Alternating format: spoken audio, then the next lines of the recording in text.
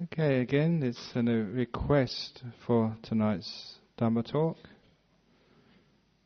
It's a request from someone I went to visit last week who just had an operation and was asking me to talk about how to deal with pain. So, tonight's talk is the Buddhist attitude and responses and ways of dealing with physical pain.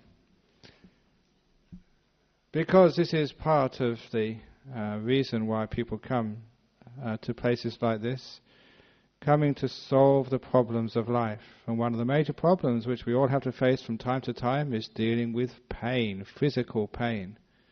And of course, the first piece of advice I give, if you have physical pain, the first Buddhist strategy is to go and take a paracetamol. So if you have one. Because Buddhism is very, very practical. But sometimes you don't have those things.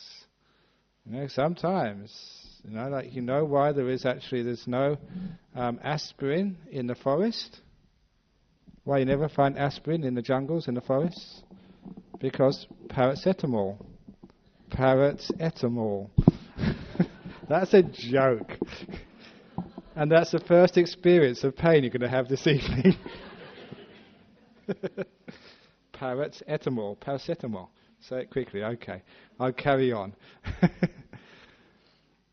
But there is sometimes when no matter what drugs you take, sometimes that pain is always going to be there. We always have to experience pain from time to time.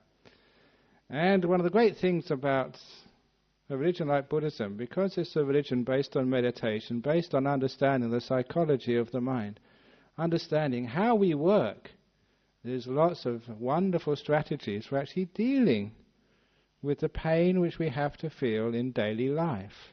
And sometimes the great pains we experience from time to time in hospitals when we're having operations, procedures, which, despite all the palliative care that sometimes we have to face. And so because each one of you, if you haven't faced it already, one day you're going to face that pain, it's a good thing to learn right now how to deal with the pains of life. Now, the Buddha was obviously understood a lot, great deal, huge amount, about how this body and mind works. One of the things which he used to teach is that when we talk about pain, there's two parts to pain. He called it like the two darts. There's a physical dart and there is the mental dart. The pain in the body and the pain in the mind. And he said that you can separate those two. When you have a body, you can have to experience the physical pain from time to time, but at least you can take out the mental dart, the mental part of the pain. And this is a fascinating and very powerful technique for dealing with the pain which we experience from time to time. There is the physical part, but there's also the mental part, and if you know the difference between the two, then there's something wonderful you can be able to do. You can take away the mental part of the pain. And if you start to do this, the physical part is very, very different. Many of you have heard me tell this story before about the time I had this terrible toothache in Thailand. First couple of years, there wasn't even, and I know it was in a forest, and so there wasn't any aspirin because of paracetamol, but there wasn't even any paracetamol either. There was nothing in the medicine cabinet. And there was no dentist, no doctors for miles, and so you were stuck with this terrible toothache at night, a long way from anywhere, and you had to somehow try and deal with that pain. I have got a strong mind, but that pain, sometimes you come across these pains which are much stronger than you. There's no way that I could even meditate. I couldn't watch my breath. Every time I tried to watch my breath, I could maybe watch it for 1 or 2 breaths, and then the pain would kick in the doors of my mind. This is what it was like. You could not stop it coming in. It's as if my whole side of my jaw was exploding in pain. It was the worst toothache I've ever had in my whole life. There's no way you could sleep or meditate. So I didn't know what to do. late at night, it always happens in the late at night when these pains get very bad, I decided to try some walking meditation because I couldn't sit still. Walking meditation, many of you may have seen if you've gone on a retreat, you walk backwards and forwards, mindful of the legs moving, left foot, right foot, in the present moment, silent. But I had to stop the walking meditation because, you heard the story before, I was running meditation. I couldn't do anything slowly, which is one of the symptoms when you have pain. You're desperate, you have to do things fast. So I stopped the running meditation. I went back into my hut. It was very late at night, didn't know what to do next. And I decided that, this was only my first year I was a monk, I decided to try and do some Buddhist chanting. You know this great Buddhist chanting which we can do, some of the sutras of the Buddha, which is supposed to have magical properties, which is supposed to be able to make you wealthy, get rid of diseases, give you long life. Actually, I was telling someone about our cat in the monastery. Our cat, Kit Kat, is 17 years old. This is cat years. I think in human years, that's about 120. That's a very, very old cat. And people want to know, how come that cat has lived for so long? Because every day of its life, it's listened to Buddhist monks chanting. So of course it lives a long time. So you can expect cats and other animals in monasteries to live a long time, and there's the proof. But anyway, back to what I was saying before about toothaches. I was not very convinced at that time that this chanting business worked, because I was a scientist before. That was just mumbo-jumbo, magic, and only people with low intellects would believe in that chanting business, so I did the chanting. Anything, just to get rid of this pain. And I had to stop the chanting after 5 minutes. You know why? Because I was shouting at the top of my voice. When you have great pain, you are desperate and you can't do anything slowly. You have to actually shout it. And I was afraid not that I'd just wake up the monks in the monastery, but I'd wake up the village 2 kilometers away. I was shouting so loud. Now this was one of the first times, it's a wonderful experience, when your back is against the wall, as they say. My teacher Ajahn Chah said it very beautifully. He said, you can't go forward, you can't go backwards, and you can't stand still. Sometimes we're in those situations. You can't go forward, you can't go backwards, but you can't stand still either. You're completely shot, you're desperate, you can't stand another moment of the pain, but then you can't get rid of it. And because I'd come to talks like this before, because I'd listened to some teachings, I remembered 2 little words, powerful words, and you've all heard them yourself. Very short words, let go. Now, how many times have you heard those words? Those of you who come here, how many times have you actually done that? Really let go. I remember those words. I had no choice. I had to. Otherwise it was just too painful. So it was one of the first times in my monastic life when I let go. Really let go. And what happened next really surprised me. And it showed me what pain truly is and what the mental part and the physical part is. Because as soon as I let go, I'd actually taken out the mental part of the pain. I let it be. I didn't fight it anymore. I allowed it just to exist. And as soon as I let it be, the strange thing happened. The pain disappeared. And it vanished in a second and was replaced by this wonderful feeling of bliss. And of course it's a strange experience, but it's a true one. And not knowing what to do next, I decided just to cross my legs and meditate, and had a wonderful meditation for an hour or 2, just meditating in peace, no pain at all. And then it was late at the night, you had to get up at 3 o'clock in the morning, so I decided to lay down and have a sleep for about an hour or more. For the bell at 3 o'clock. I woke up before the bell. There was a slight ache in my mouth, but hardly anything at all. Later on, he managed to go to a dentist and get the cavity filled. But the point was, there was immense pain, and just through doing a little 2 words of let go, the pain vanished. It really showed me just how much of pain is the mental part, and the physical part is only a small part of the pain. Now, it gives you the indication of the Buddhist attitudes to pain. If we really try to let go, if we do it properly, it's no problem anymore. The problem is the fighting. The problem is pain. Get out of here. You don't belong. I don't want you. And this is one of the reasons why, when I've mentioned this before, people have tried that. They've had pain, and they tried the letting go, and they come to complain afterwards, say, Ajahn Brahm, it didn't work. And I asked them I knew what they were doing. They had the pain, and they said, come on, let go. Let go. Let go. You haven't gone yet. Now, of course, that's not letting go. That's trying to push it away. You're doing letting go to try and get rid of the pain. And that's not letting go. That's doing a business deal. The letting go has to be pure letting go. As if you're saying to that pain, you can be with me for the rest of your life. You don't have to go anywhere. I can be with you, pain. I can be your friend, no longer your enemy. That takes a lot of guts to do. It takes a lot of courage.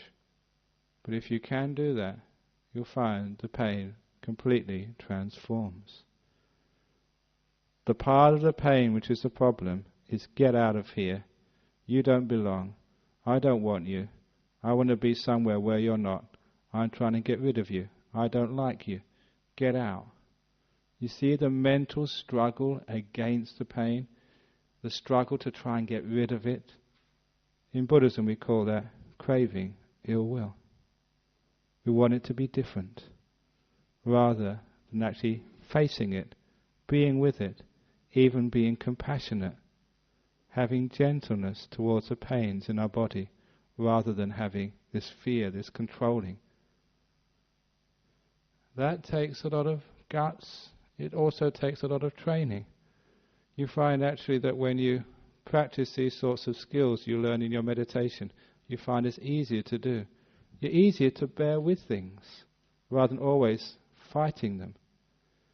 There's a part of our training as monks in Thailand that our teacher Ajahn Chah was very tough on us. There was a word in Thai which he would use very, very often. There are some Thai speakers here. It was called Toraman. It's the same word they use for torture. He said he would torture us. We should have really complained to Amnesty International and got that monk arrested. But it was all out of compassion. For example, to teach us about not complaining about temperatures. I see a lot of people here, you've got blankets on, so you're cold. Sometimes, when it's too hot, you put the aircon on, you wimps. Now, this is actually how my teacher taught us. We'd have one meal a day in this monastery, usually about 9 o'clock. We finished about 10:30. In the hot season in Thailand, when it gets up to about 40 degrees. But this is in the humid heat, not like the dry heat here. And then he would, after the meal, everyone would have to go into what was used to call the old sala. This very, very small building, where we'd all be sitting, maybe 30 monks, 40 monks, all close together. He'd close the doors, close the windows, had a low metal sheet roof. You had to sit there. We have these robes, this robe over here, we have a spare robe. You had to put the spare robe on as well. You could take blankets if you wanted. And you sat there for 2 hours in the hot heat. He called that torture. Well, it wasn't really torturing the body, it was teaching the mind. Because the only way you could deal with that if you stop complaining. Now when you start to complain, that is where the pain starts to come. It shouldn't be this way. Why is he doing this? We should actually complain to they have like a war crimes tribunal. There should be a monk crimes tribunal as well. Or something. We should complain. He's got no right to do this. As soon as you started complaining, that's when it started to hurt. As soon as you let go, then it was very, very peaceful. It was always that negative part of the mind, and that was the whole purpose why my teacher was trying to do this, to point out, look, you're going to have to be here. You've got 2 ways of dealing with this. You can complain, and you can actually hurt yourself. You can get pain, or you can let go and learn to be at peace, and realize this discomfort of the body is just that, It's just a feeling which comes and goes, which is not really important.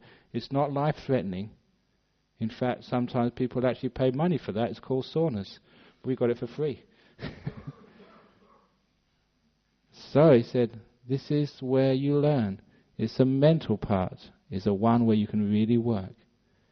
And that mental part of that pain, when we start complaining, the pain gets worse. Even when I was, at college, we did a little bit of rowing. I remember once the coach sort of screaming out to me because it was a long row and I was getting very tired, and he said, "You're making a face." He said, "Smile and the oars will become easier to pull." And it obviously worked. When you stop complaining, and even with your face, and you relax your facial muscles, it became easier. And that was reinforced once when I was the first year in Thailand, where I learned much of these teachings just by the encouragement of your teachers and just by the experiences of daily life. We used to go from monastery to monastery for ceremonies or for this or that, and we'd always go as young monks in the back of a pickup truck, in the back of a ute. But those utes where we used to sit, the senior monks, they'd sit in the front cab. They were okay, but us poor monks in the back, we had to sit in the back, and on the back of those utes, the pickup trucks, there always was a metal frame over which was stretched a canvas. It was supposed to protect you from the rain and from the dust. The trouble is that, probably to save costs, that frame was very low, maybe because the tyres at that time were very short. But of course, as a Westerner, I was quite big in comparison. And those roads were all dirt roads with many potholes. So, when that truck went over one of the potholes, the truck went down and I went up. Many, many times you crack your head on those metal rails. It's all right for you because each one of you has got padding. We didn't have any head padding, bald heads. And so you crack your head very hard on these metal railings as you went over these potholes. Being a Westerner, part of my culture was if you hit your head, what do? Swear. That was what I was doing. But every now and again you went on a big pothole, and even the Thais, they would also hit their head and go crack. They didn't swear, they just laughed. I couldn't figure it out. How can you laugh when you hit your head that bad? I started thinking about it, and I came to the conclusion at first that maybe those Thai monks had hit their head so many times, so something's wrong with their brain. That's why they were laughing. They were stupid, brain damaged. But I realized that some of these were young monks. They couldn't have had that many hits on their head to be brain damaged. So I decided, because I was a scientist before, because Buddhism is all about reason, like cause and effect, trial and sort of investigation. So I decided to do an experiment. I resolved in the back of that car, the next time I hit my head, instead of swearing, I'm going to laugh like the Thai monks laugh. That's what I decided to do. So I did it. The next time you went over a pothole, you hit your head, and I stopped myself swearing, and I laughed instead. You know what I discovered? I discovered an amazing truth. If you hit your head and you laugh, it hurts much less. It's true. If you don't believe me, ask the person sitting next to you to hit you over the head. I guarantee it will hurt less.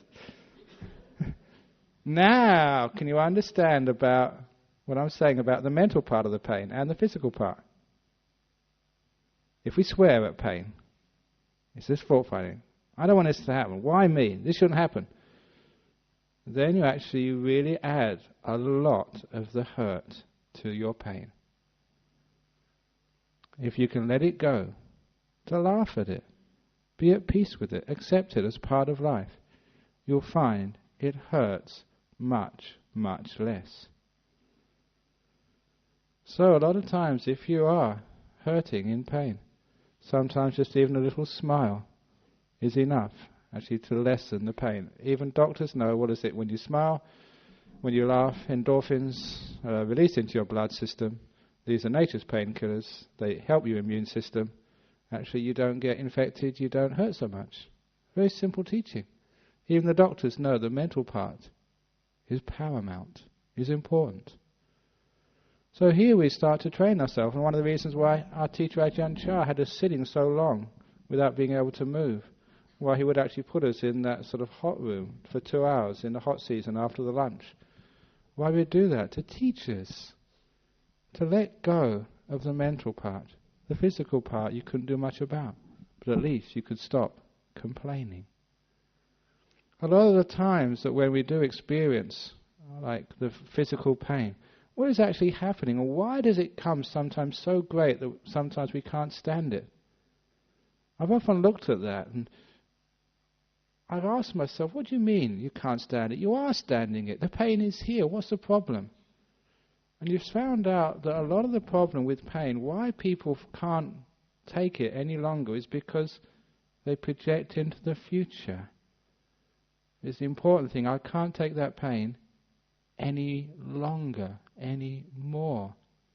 It is the fear of the future pain makes it unbearable. And actually this is the other strategy which as Buddhists, especially meditators, who can learn how to let go of the future and stay in the present moment, they can let go of the fear which is associated with the pain. And it's the fear which is the other part. It's part of the mental part. It's the fear which is one of the, almost like the killers.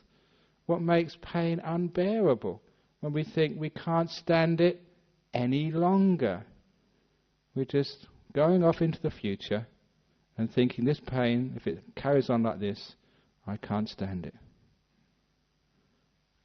The point is, with the future, one thing we always know is the future will always change. It never stays the same. That's why when my teacher Ajahn Chah would go and visit his disciples in hospital, when they were very, very sick, like I was sick after 1 year, scrub typhus, in his hospital, very sick, feeling terrible, in pain, he would come in and just say, that pain will not last. He would say, you'll either get better or you'll die, but it won't last. So, if you're in great pain in a hospital, if you go and visit some of your loved ones in hospital, and they're very, very sick, you can always tell them that. They'll probably kick you out. But it's true, isn't it? Can you find fault with that? No matter how painful it is, it's either going to get better or you're going to die. So you can see it's fear of what might happen next. That is the problem. Why is it that with pain we get all this fear involved? As, for example, I remember just being in the hospital once here in Australia. And you know what happens well, maybe it doesn't happen to you, but it happened to me. I was in this room with 3 other men in this hospital. It was a great fun being a monk in hospital. Because number one, as soon as I was admitted, they asked, where's your pyjamas? And I said, monks don't have pyjamas. And I said, oh really? What are we going to do? And I say, I can wear these robes or nothing, take your choice.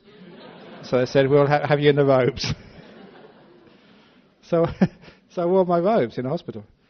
And when I started to get better, I remember going to the toilet, walking to the toilet, and I walked past the women's ward. And one of the women said, she got really scared. She thought it was some of her friends coming to spook her. I said, it's very fortunate that she wasn't in there for a heart complaint, otherwise I might have killed her. but anyway, sort of, what was it? Oh yeah, in this hospital ward with 3 other men. You know, it's just spending all day together, started talking about this, talking about that. And the conversation we got into was really stupid. We started getting, what's the worst medical procedure you've ever had? And somebody said, we had this injection. Someone had said that. And one of the people sort of said, I've been in hospital so many times. You know, you have all these people who've been in there much longer than you ever had. And they said, the worst is a barium enema. That's really terrible, they said. And this poor fellow in the corner bed, he went white. He said, that's what I'm having this afternoon. a silly way of spending a morning sort of talking about these terrible things. But that would have been painful for him. Once we sort of psyched him up that way, it's going to hurt, it's going to hurt, it's going to hurt. Then of course it does hurt. How much of pain is anticipation? Fear. It's going to hurt, I know it's going to hurt, I know it's going to hurt, and then it does hurt. That's why in our monastery in Thailand, the first year, if you'd have visited, you'd have been very surprised when you went into our library. We only had a few books in the library. And one of the books we had in our library was a book about how women can give birth to babies. What's that doing? So in a Buddhist monastery in the northeast Thailand full of men. And the reason it was there, because I had a very interesting chapter about this community in somewhere in, I think, Tennessee, I think it was. And it was like a hippie community, but they had their act together. And one of the things they learned how to do was learn how, in their community, to actually encourage ladies to give birth in a very unique way. They started changing the vocabulary. When a woman got pregnant, they would say, you're not going to have labour pains, you're going to have labour energies. Now, taking it away, taking the word pain away and call it energy, is amazing what happens. Because they had 9 months to convince or brainwash these girls it wasn't labour pains, it was labour energies. And also that during the time of labour, the birth, they had all of the midwives around, and whenever there was like one of these big contractions through the body, they were cheering like on a footy pitch. And always giving the same advice, go with it, flow with it. No, let go, be one with it, go with it.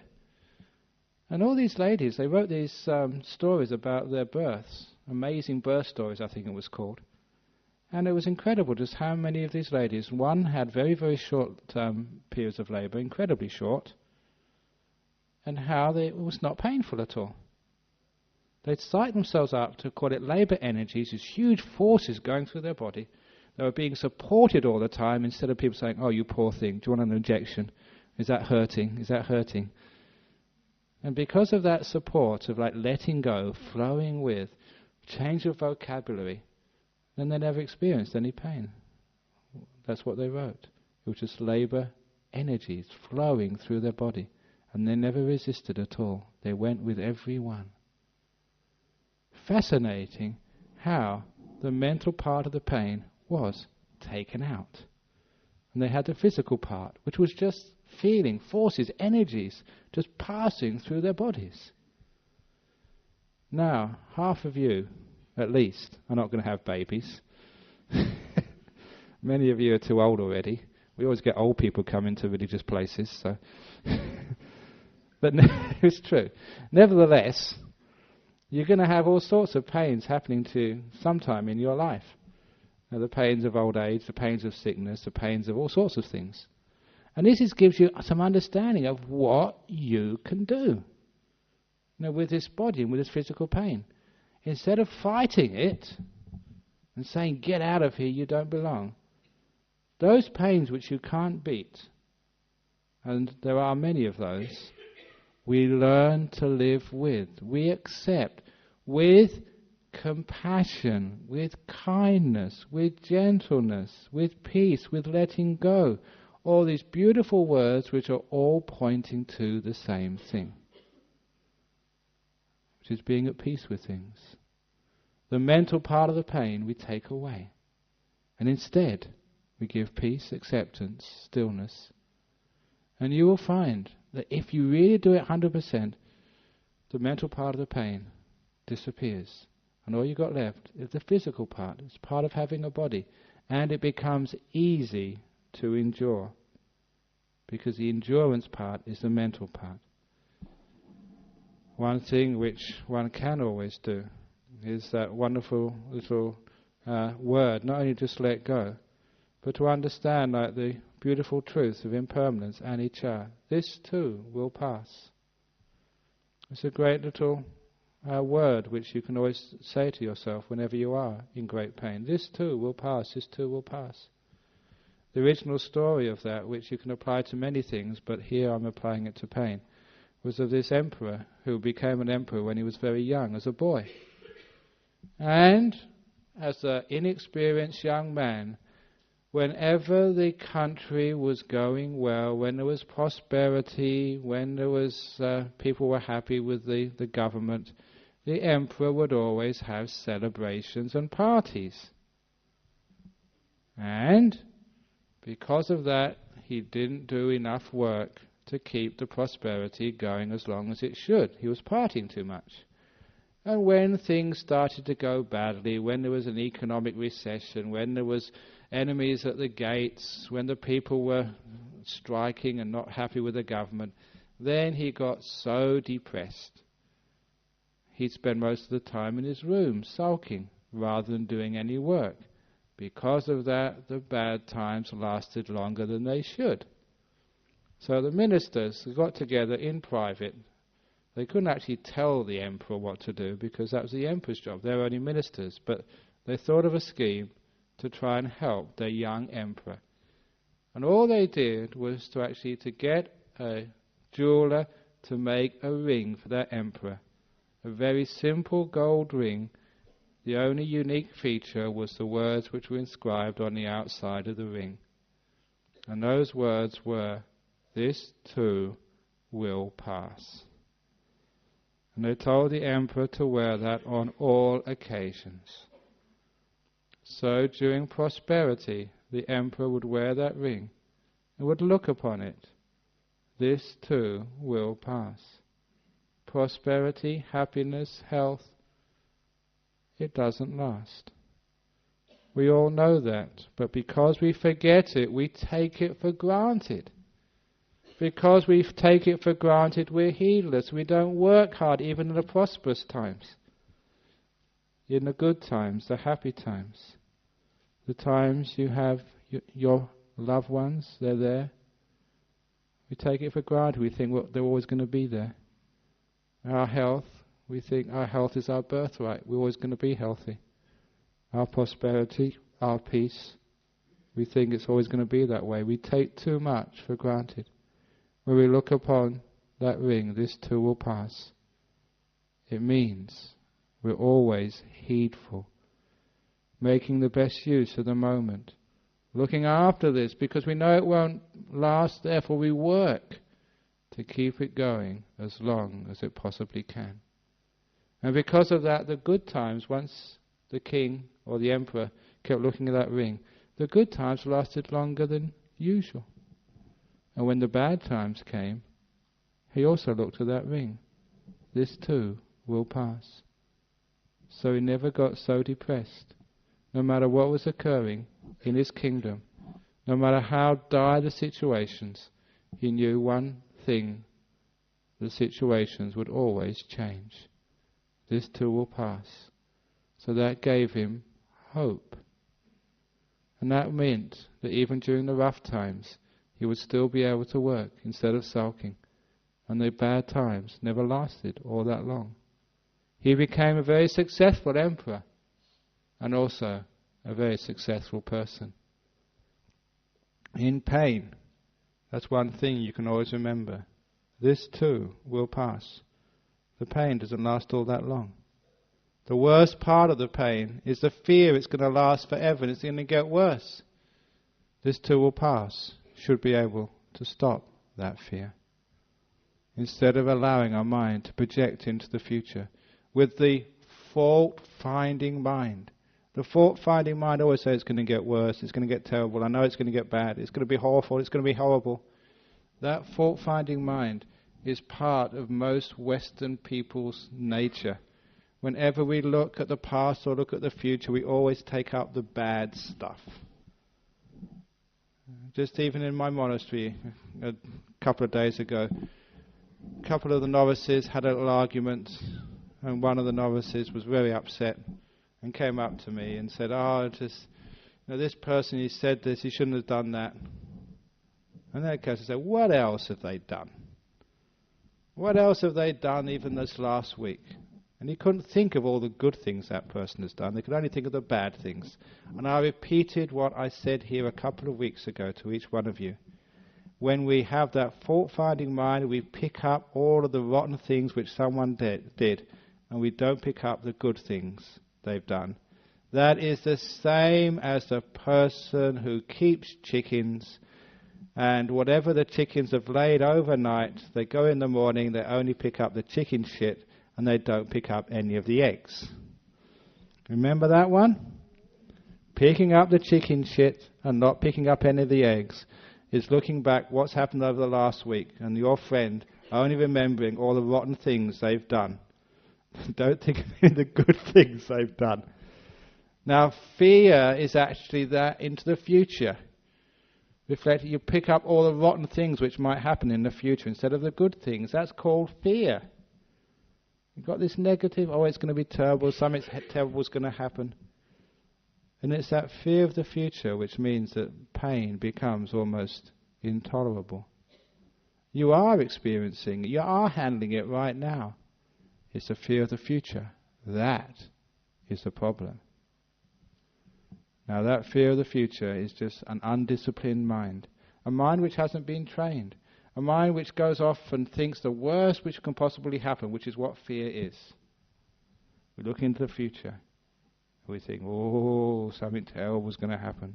Oh, I'm not going to be able to last. Oh, I can't stand this any longer. What will happen if? We don't know what's going to happen in the future. That's why all projection into the future is just an undisciplined mind. And if we have pain, projecting into the future with a negative mind, it's just going to make the pain absolutely intolerable. So, if we do have pain, we tend to stay in the present moment. It's hard to stay in the present moment because what happens with pain, it tries to push us away somewhere else. Pain, the way we look at it with the mental, I want to try and get rid of this. I want to go somewhere where that pain isn't. The Buddhist way is actually going towards the pain rather than going in the opposite direction. Going into the pain rather than trying to flee away someplace where that pain isn't. Because if we try and flee away, we usually flee away into the future or flee away somewhere else, and we get just more fear. When we go into the center of the pain, the center of the moment, it's like, and you'll experience this if you do this, go into it rather than go away from it. It takes a lot of courage at first because it goes in the opposite direction we're used to. When we go into it, it's like coming to the center of the cyclone. We come to a space where the pain is like around us, but we don't feel it in the very middle. I remember teacher Ajahn Chah telling me this. He had suffered from malaria for about 3 or 4 years. In those days, most monks who meditated in the jungles would get malaria. And he said that no matter what medicine, nothing really worked. Whenever he's got a bit weak, the malaria would come and ravage his body. And he said one day he had a bout of malaria. And he decided instead of actually trying to run away from it, he ran towards it. He said he went right into the center of that fever. And this is what he described it like he was being in this middle of this fire, but he was in the center where it was very cool, because he wasn't running away anymore. He was right in the middle of it. He said as he sat there in his mind, in the middle of this great fever, the fire got hotter and hotter and hotter, until it got so hot that it just exploded. And then he was at peace, and he never got malaria again. Amazing. This is what Ajahn Chah said, how he overcame his malaria. Going right into the center of it, into the middle. Now, maybe that's how we can overcome pain as well. Go right into the center, right into the middle of it. Because it's in the middle is where the mental part can't find us. Because there we're actually letting it be. We're going into it rather than allowing it actually to push us away. That's where we find freedom from pain. Freedom from pain, pushing and pulling us around, making us go here, making us go there. Here our mind is free. The body can be at pain, but the mind isn't. That was one of the beautiful teachings of the Buddha, when one of his disciples, a very old man, came to see him, and the Buddha's advice was, even though your body is sick, your mind does not need to be sick. Even though the body is hurting, the mind doesn't need to hurt. He explained how that's done. By letting go of the mental part of the pain, accepting, learning to be with, tolerance, being with. If you can do that to your physical pain, learn how to be with these things. Stop trying to get rid of them. Stop trying to change them. Stop trying to make them different. Then maybe you can be able to learn to live with your husband. Or your wife. Or that person in work you don't like. How often is it that we react to the things we don't like in life in the same way as we react to pain? Get out of here. You shouldn't be like this. I shouldn't be hurting. And of course, we should realize by now, we've lived long enough that pain is part of life. There's nothing wrong with pain. How many people here have never had a moment of pain in their life? Of course, it's a silly question. We all experience pain. Pain is part of things. In fact, if you look very deeply, what pain truly is only the gap between two moments of happiness. When happiness disappears, then there's suffering. Suffering disappears, and then there's happiness. Pain and pleasure. That's all they are. That's why, as a human beings, we will have some pain, we'll have some pleasure. Usually in equal proportions. That's part of our birthright. We have to learn how to live with it. And in fact, the more we accept the pain, the less painful it really is. And this is actually how, as Buddhists, we can actually learn to be with pain. Which is why that, especially in places like hospices, there's a doctor, I think she was a Christian, I met in Malaysia. She was actually telling me, and there's a very wonderful little accolade she gave. She said in her hospice, it was the Buddhists who were the easiest to deal with, who died with greatest, I think she said, grace. Simply because those Buddhist attitudes, which people had learnt in the temples, which they had honed with their meditation, they could learn how to be at peace with the pain of their final days. They could learn how to let it be.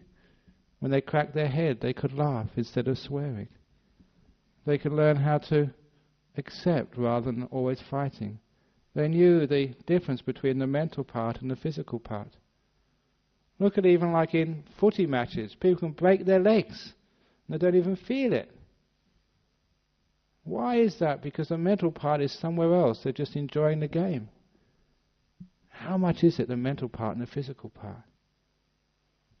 That's why we can actually develop the strong, positive mind to laugh at pain, to actually to be at peace with pain, to actually to let go of the fear of the future, and then you'll find it's easy to be with the aches and pains of life, especially those times when you have no opportunity, no choice.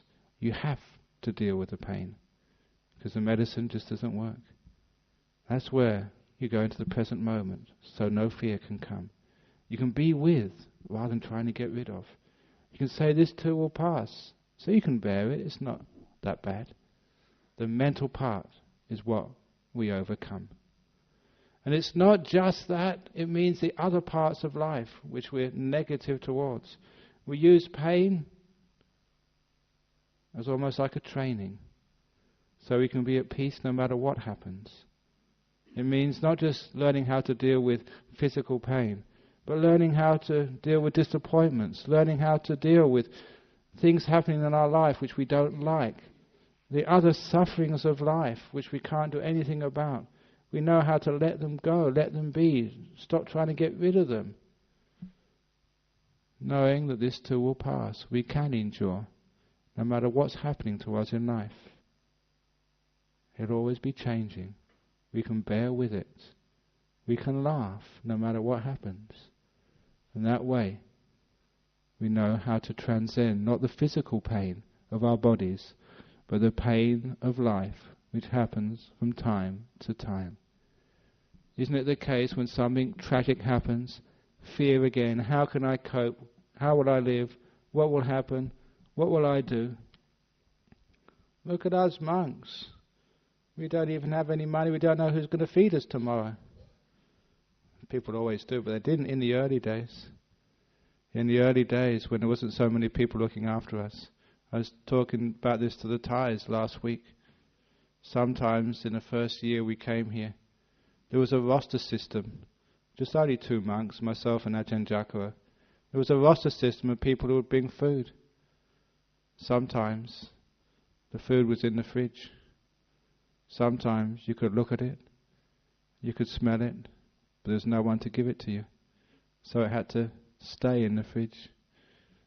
We had to fast. That's what it was like in those early days. But it didn't matter. Can you fast? Can you go without food? How many days can you fast? Isn't it the case, thinking about it, we think, oh, I can't do this. I remember just as even a student, had a bet with, had a Christian friend, and I was a Buddhist, and I wasn't going to be outdone by the Christian friend. And so we were fasting, and see who could actually win the fast. And I used to, when I was fasting, only for 3 days, I used to deliberately cycle past a fish and chip shop to really test myself, to smell it, to actually see it, but not be able to eat it. It's just like, it's a strength of mind, that's all. And that strength of mind is allowing yourself to be with these things instead of trying to get rid of them. Just knowing this too will pass, in 2 or 3 days you'll be able to eat. So what? Big deal. You miss one meal. You see, you get that toughness of the mind because you know that most of the problems, whether if it's fasting or whether it's physical pain, it's just the mental problems, that's all. It's just you're thinking in wrong ways. And it's that mental part of the pain which the Buddha said is the problem. That's what you can do a lot about. That's what we learn. We learn, as it says on that statue outside, to purify the mind, to train the mind, to make the mind a smart mind rather than a stupid mind. If you make the mind to be a smart mind rather than a stupid mind, then you have the ability to endure pain, fasting, whatever it is, with ease. You're not afraid anymore. You can allow it to be. You have all these wonderful strategies, no matter what happens to you in life. You can be able to bear with things. The physical part of life, sometimes it will be hot, sometimes it will be cold, sometimes it will be pleasurable, sometimes it will be painful, physically. But the mind has let go, can bear with. The mental part of pain is taken away. And there you are at peace. Feelings, that's all it is. Feelings coming in, feelings going out. Even the pain of sound, when people call you names, that's all it is. Sound coming in, sound going out. This too will pass. Big deal. Your mental part, they shouldn't have said this, they shouldn't have done that. The mental part is taken away.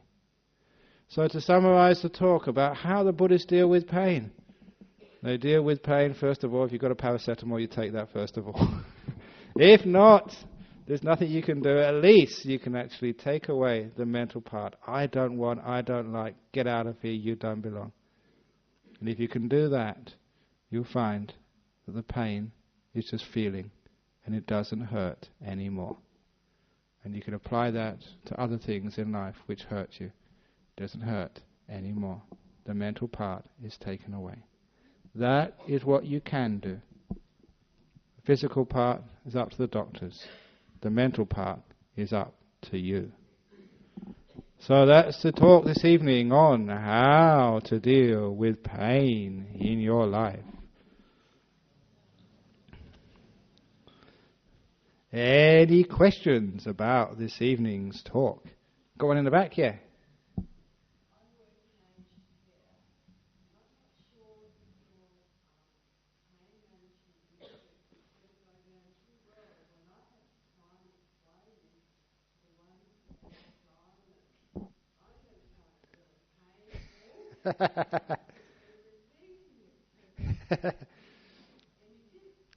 Any tips? Where it's like most of these things, it's better to learn it in plenty of time rather than at the last minute. And I think that when you get to the old people's home, you're very close to the last minute. So, if you can learn these techniques, before it's what you think it's really necessary, because a lot of times we always do things at the last minute. If we do it now, where we got a strong mind, if we train our mind now, then I think when we really need it at the time of death, then it's very easy in our old age. Our problem is we think we're not going to get old. How many people here are old? I used to run this youth group here, and I think it was the 13, 14, 15, 16-year-olds many years ago. And so I asked them, what is old? And they discussed the matter, and in the end they came up to anyone over 35.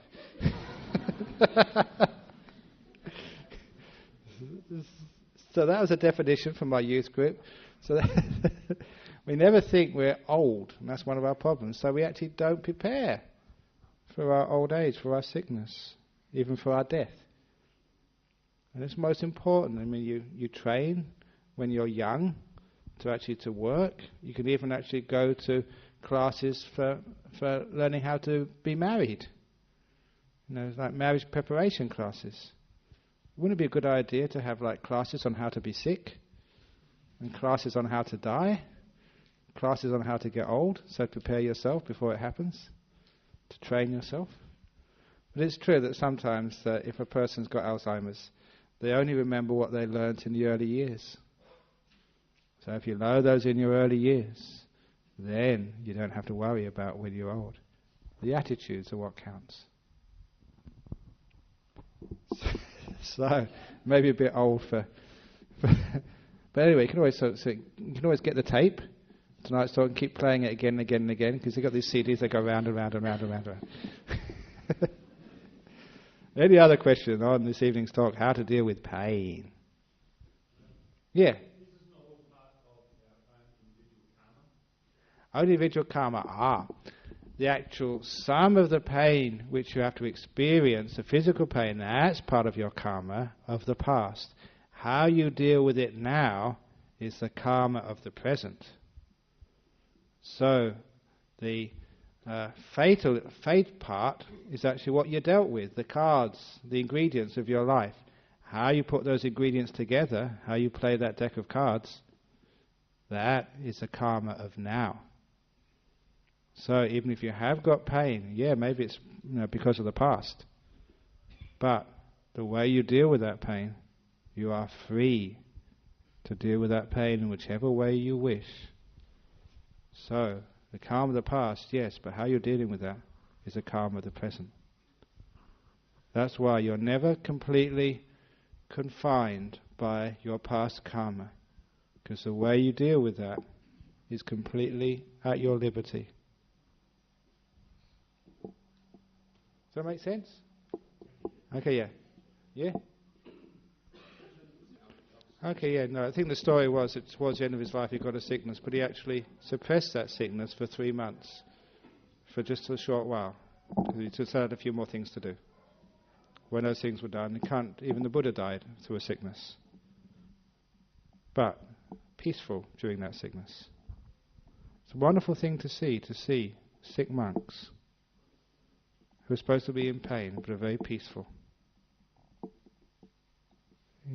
You wonder what's going on. They should have a lot of pain, but they're not. Or even to see not a lot of monks, some of the disciples from here, who should be in great pain. We see them there, they're smiling, they're happy, even though their body must be hurting. And those are people who've understood the message. It can be done, it is done, and it's the only way to go. Because sometimes the pain management, sometimes it just doesn't work. Or sometimes you can't get the drugs to them soon enough.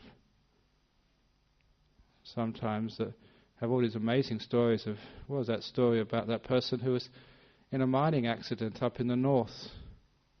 He was the person, he would drill the holes, set the explosives, and blast the end of the mine shaft at night time, ready for the people to come during the day, and this was some time ago, and actually pick out the ore. And he'd only do it at night time. He would do the night shift by himself because it was a dangerous task. However, he was very, very skilled, but he said that one morning he had a premonition something was going to happen. He checked all his equipment, he couldn't see anything wrong. He went to the end of the shaft, started drilling the holes, when he heard the sound of one of the ore trucks coming in his direction. The people on the previous shift hadn't put on the brake properly. It was rolling towards him along this narrow shaft. There was no place to escape. It was coming directly for him. He said, just before it hit, he thought the only thing to do was to jump. He couldn't go to the left or the right, the shaft was too narrow. He jumped, it hit him, it cut off both his legs. And he was there with 2 legs missing, sort of in pain, bleeding. And he said it was the most peaceful experience of his life. There was no pain, he said. He became so peaceful, and he had one of these religious experiences that when he actually, in the hospital afterwards, when the fellow who was responsible for leaving the break off came to see him, and he called him friend. He said, look, there's no problem at all. I even thank you for that experience. There are times, sometimes when we have the great pains, that's where we can truly let go. If only we do that with the ordinary pains of life, then we might actually learn a great lesson about the difference between the mind and the body, mental pain and physical pain. Physical pain is very small. So it's the mental pain, which is a big one. Which is also, just why why people commit suicide. Not because of physical pain. Most people commit suicide because of mental pain. Maybe in physically good health, but they just split up with their boyfriend or girlfriend. Or some small thing, and that mental pain, that is a killer. And this is actually why the mental pain, the Buddha said, that is the biggest pain of all. Physical pain is small. If you can get the mental pain right, then the physical pain is easy to bear. Okay, so I won't keep you in pain any longer. It's 9:06. So now we have our president to give our announcements this evening.